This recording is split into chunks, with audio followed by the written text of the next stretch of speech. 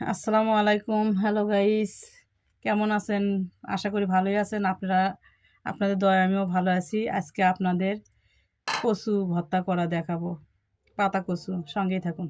তো আজকে আপনাদের কচু ভর্তা করে দেখাবো। এগুলো গাছের কচু, পাতা কচু কেমন করে ভর্তা বানায় আপনাদের দেখাবো। সঙ্গে থাকুন।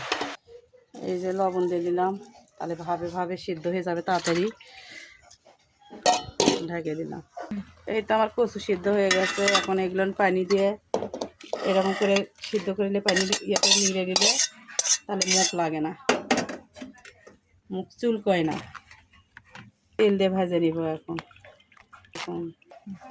এই তো তেল ঢেলে দিছি, শুকনো মরিচ ভাজে নিব। ভর্তাটা কিন্তু হাতে হবে, কিন্তু তেল দিয়ে ভাজে নিব ভর্তা। পরে কাঁচা তেল আর দেবো না। শুকনো মরিচ ভাজা হয়ে গেছে, তুলে দিলাম। একটু দিয়ে দিলাম।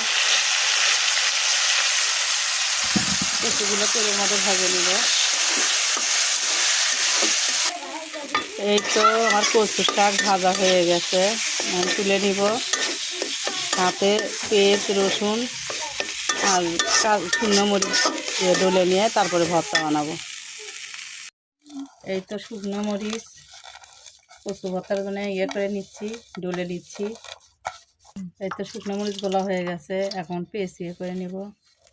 দিতে চাইছিলাম না, তারপরও সামান্য একটু তেল দিয়ে নিলাম। কিসের জন্য কাঁচা তেল খেতে চাইছিলাম না। এই তো মাখানো হয়ে গেছে, এখন এই ভর্তাগুলো মেখে নেব। রমজান মাস, ভর্তা দিয়ে ভাত খেলে ভালো লাগে। সবসময় মাছ কষ্ট ভালো লাগে না।